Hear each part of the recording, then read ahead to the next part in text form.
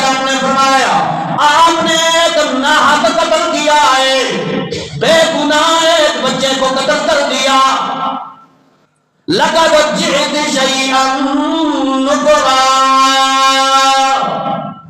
تحقیق یہ نافرمانی والا عمل ہے قتل، یہ تو ظاہری گناہ نظر آتا ہے۔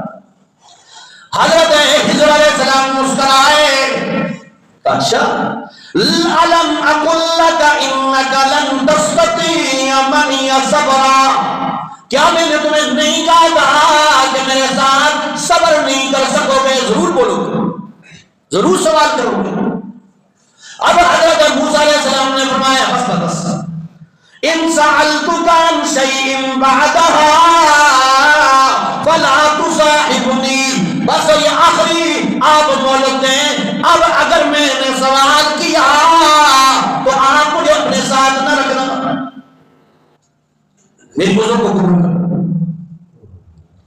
موسیٰ علیہ السلام کو لے کے پھر چل پڑے، ٹھیک ہے یہ آخری مرتبہ، اب آپ کو مولت نہیں، کیونکہ آپ میرے ساتھ رہتے ہیں تو صبر نہیں کر رہے، یہ علم تو اللہ نے مجھے دیا ہے، میں اپنی مرضی کے ساتھ تو قتل نہیں کر رہا، یہ تو اللہ کی مرضی ہے۔ اللہ فَانْطَلَقَا، دونوں بزرگ چل پڑے، پھر ایک بستی کے اندر پہنچے۔ حضرت عبداللہ ابن عباس رضی اللہ تعالیٰ مفسر قرآن ہے، صحابی رسول ہے، ایک خارجی نے پوچھا حضرت یہ بتلائے کہ حضرت خضر علیہ السلام نے ایک بچے کو قتل کیا تھا، کیا بچے کو قتل کرنا جائز ہے؟ ناحق بچے کو قتل کرنا جائز ہے؟ تو حضرت نے کیا جواب دیا؟ فرمایا اگر خضر علیہ السلام جیسا علم اللہ آپ کو بھی عطا کرے، آگے کی حکمتیں اللہ کریم آپ کو بھی ظاہر کرے، تو آپ کو بھی بیٹوں کو لڑکوں کو قتل کرنا جائز ہوگا۔ وہ تو آگے والے رموز راز اللہ نے ان پہ ظاہر کیا، اور اپنی مرضی سے نہیں، یہ اللہ کی مرضی سے۔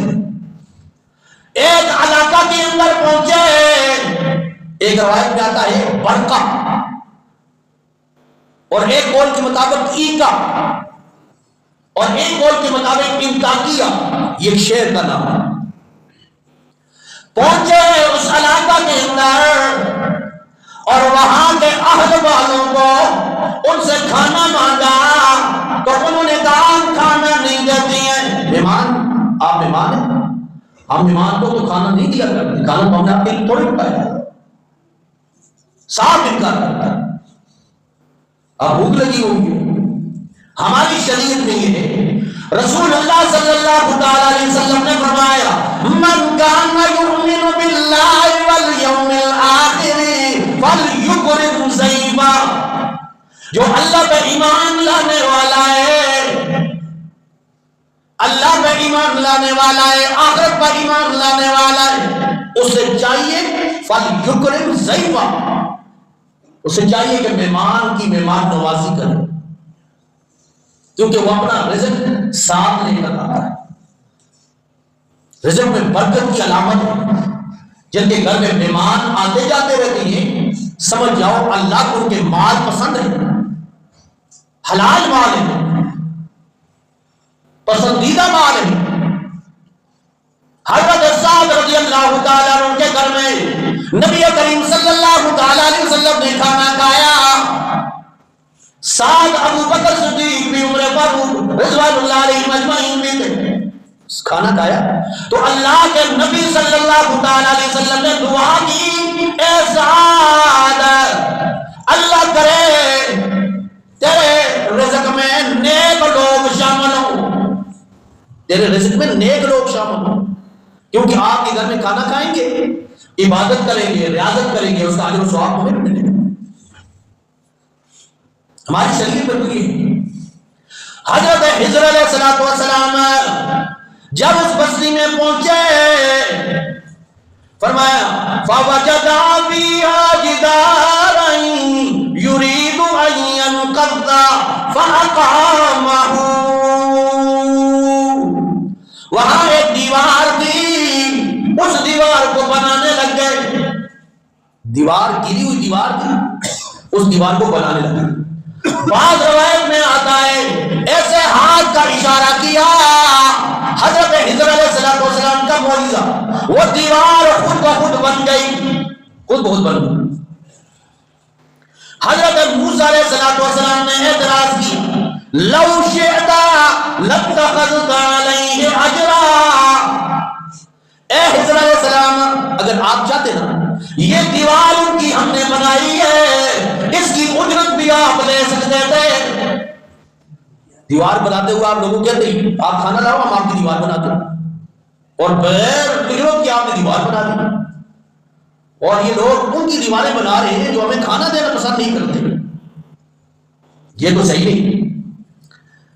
حضرت خضر علیہ السلام نے فرمایا ھذا فراق بینی و بینک، بس اب آپ کی اور میری جدائی کا وقت آ گیا ہے. آپ کو میں نے کہا نا اعتراض نہ کرنا، اب آپ برداشت نہیں کر رہے، اس لیے اب آپ کا میری جدائی کا وقت ہے. سأنبئک بتأویل ما لم تستطع علیہ صبرا. فرمایا جس پر آپ صبر نہیں کر سکے اس کی تعبیر میں تم کو بتلانے لگا ہوں. اب اس کی تعبیر ہے، راز بتلانے لگا. راز کیا ہے؟ فرمایا اما السفینۃ فکانت لمساکین یعملون فی البحر فاردت ان اعیبها وکان وراءهم ملک یأخذ کل سفینۃ غصبا. آپ کو پتہ نہیں ہے ان کشتی والوں نے ہم پر احسان کیا تھا، عزت کے مقام پہ بٹھایا، کرایہ بھی نہیں لیا، لیکن آگے مجھے نظر آ رہا تھا رب نے بدلا دیا تھا. آگے ایک بادشاہ ہے اور خوبصورت کشتیوں کو قبضے میں لے لیتا ہے، اور یہ کشتی یہ مساکین کے روزی کا ذریعہ ہے، رزق کا ذریعہ ہے. میں نے ایسا کیا، اس کا تختہ اکھیڑ ڈالا، اسے عیبدار بنا دیا تاکہ بادشاہ کی نظر پڑے اور اس کو قبضے میں نہ لے، اس کی روزی چلتی رہے. اب یہ ایک راز کا ظاہری طور پر کوئی بھی ایسا عمل انسان کے مزاج کے خلاف آ جائے، ظاہری نقصان ہو جائے تو ہم گلہ کرتے ہیں کہ جی ایسے نہ ہوتا تو کیا ہوتا. میں نے شروع میں یاد کیا تھا کہ بعض اوقات اللہ کی طرف سے آزمائشی ہیں، اللہ دے کر بھی آزماتا ہے، لے کر بھی آزماتا ہے. ہم لوگ یہ سوچتے ہیں کہ اللہ اگر ہمیں دے دیتا تو کیا تھا، اللہ کے خزانے میں کمی تو نہیں تھی. اگر اولاد دے دیتا تو خزانے میں کمی نہیں تھی. یہ واقعات ذکر کر کے اللہ نے بتلا دیا. یہ ظاہری تمہیں جو نقصان نظر آتا ہے نا، یہ نقصان نہیں ہوتا ہے. یہ اصل میں آپ کو بڑے مسائل سے اللہ کریم بچانا چاہتے ہیں. اس وجہ سے اللہ کی طرف سے ظاہری آپ نقصان سمجھتے ہیں، نقصان نہیں ہوتا. اللہ ماں سے 70 گنا زیادہ بندے سے محبت کرتا ہے. جب بچہ چھری کی طرف وار کرتا ہے، اب بچے کو تو نہیں پتا نا یہ چھری ہے، اس سے نقصان ہونے کے خطرات ہیں. ماں اس سے چھری لے لیتی ہے، کینچی لے لیتی ہے، کوئی ایسی دھات لے لیتی ہے جس سے نقصان ہونے کے خطرے ہوتے ہیں. بچہ یہ سمجھ رہا ہے ماں نے میرے ساتھ ایسے کیا. ماں سے 70 گنا زیادہ اللہ بندے سے محبت کرتا ہے. وہ کیسے چاہے گا انسان کا نقصان ہو. اب یہ پہلا بات ہے. دوسرا واقعہ وَأَمَّا الْغُلَامُ فَكَانَ أَبَاهُ مُؤْمِنَيْنِ فَخَشِينَا أَن يُرْهِقَهُمَا طُغْيَانًا وَكُفْرًا. فرمایا یہ بچہ جس کو قتل کیا گیا، اس کے بارے میں اللہ کریم نے مجھے حکم دیا تھا کہ یہ اس کے والدین بڑی خشیت والے ہیں، تقوی دار لوگ ہیں، اللہ سے ڈرنے والے لوگ ہیں. یہ بچہ بڑا ہو کے ان کے لیے بدنامی کا ذریعہ بننے والا تھا.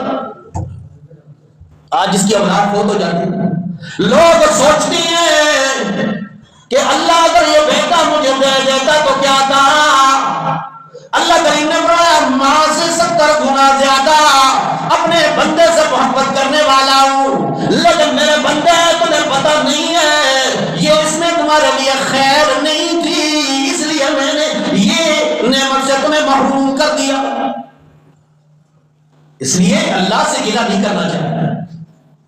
اور دوسرا راز یہ ہے کہ والدین کی عبادات، ریاضات، یہ خشیت خوف خدا، اللہ سے مانگنا، ذکر و اذکار، یہ رائگاں نہیں جاتا۔ آپ یہ کہہ رہے کہ آج آپ خشیت پہ ہیں، کس کا کیا فائدہ ہو؟ اللہ نے فرمایا برے وقت سے اللہ کریم تمہیں بچاتا ہے، برے حالات سے تمہیں اللہ کریم بچاتا ہے، تمہارے صدقات، خیرات، تمہاری عبادات، ریاضات رائگاں نہیں جاتی ہے۔ اس لیے نہ سمجھا کرے کہ یہ رائگاں ہے، یہ راز ہے۔ اور وَأَمَّا الْجِدَارُ، جو دیوار بنائی ہے، یہ جو دیوار بنائی ہے، اور موسیٰ علیہ السلام نے اعتراض کیا آپ ان سے اجرت لے لیتے، کم سے کم کھانا ہی مانگ لیتے۔ فرمایا فَكَانَ لِغُلَامَيْنِ يَتِيمَيْنِ فِي الْمَدِينَةِ وَكَانَ تَحْتَهُ كَنْزٌ لَهُمَا وَكَانَ أَبُوهُمَا صَالِحًا۔ فرمایا اس کے نیچے 2 یتیم بچوں کا خزانہ تھا، اور ان کے والدین فوت ہو گئے ہیں، ظاہری سہارا ختم ہو گیا ہے، اور اس کے والدین بڑے صالح لوگ تھے، نیک لوگ تھے۔ اب اللہ ان عبادات کے بدلے میں انہیں نقصان سے بچانا چاہتا ہے، اس کے اوپر دیوار بنا دی۔ فرمایا جو لوگ کسی کو کھانا کھلانا پسند نہیں کرتے ہیں وہ اس خزانے کو کیسے چھوڑیں گے؟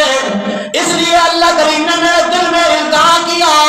حضرت خضر علیہ السلام فرما رہے ہیں مجھے اللہ نے دل میں القاء کیا اور میں نے اس کے اوپر دیوار بنا لی تاکہ دیوار قائم رہے، خزانہ بھی قائم رہے۔ یہ اللہ کی حکمتیں ہیں، اللہ کی حکمتیں ہیں۔ اور 5ویں خلیفہ عمر بن عبد العزیز بڑے مشہور گزرے، لوگ کہتے تھے حضرت عمر بن خطاب رضی اللہ عنہ کا دور ہمیں یاد آتا، اتنا انصاف تھا۔ جب ووٹ ہونے لگے، گورنر آیا، حضرت اپنے بیٹوں کے لیے کیا چھوڑ کے جا رہے ہیں؟ ایک اشرفی وراثت میں آتی، ایک اشرفی، 3 تھے 4 بیٹے۔ گورنر نے کہا حضرت اب آپ مائل نہ کریں، محسوس نہ کریں، 1 لاکھ اشرفی بطور ہدیہ میں آپ کو دیتا ہوں، اپنی اولاد کے لیے چھوڑ کے جائیں۔ بیٹوں کو بلایا، فرمایا بیٹو اللہ کی قسم ہے حلال میرے پاس تھا نہیں اور حرام میں نے جمع نہیں کیا، یہی ایک اشرفی ہے، اس میں اللہ کریم تم پہ برکتیں نازل کرے گا۔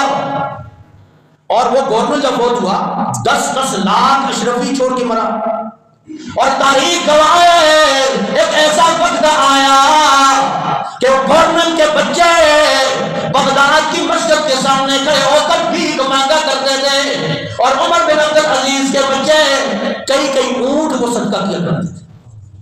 یہ نیکی کی علامات ہیں اور نیکی کی برکات ہیں۔ والدین جو نیکیاں کرتے ہیں اس کے اثرات ان کی اولاد پہ پڑتے ہیں، اور نیک صالح جو اولاد ہوتی ہے وہ کیوں ہوتی ہے؟ اس وجہ سے کہ وہ نیکیوں کے ثمرات ہوتے ہیں۔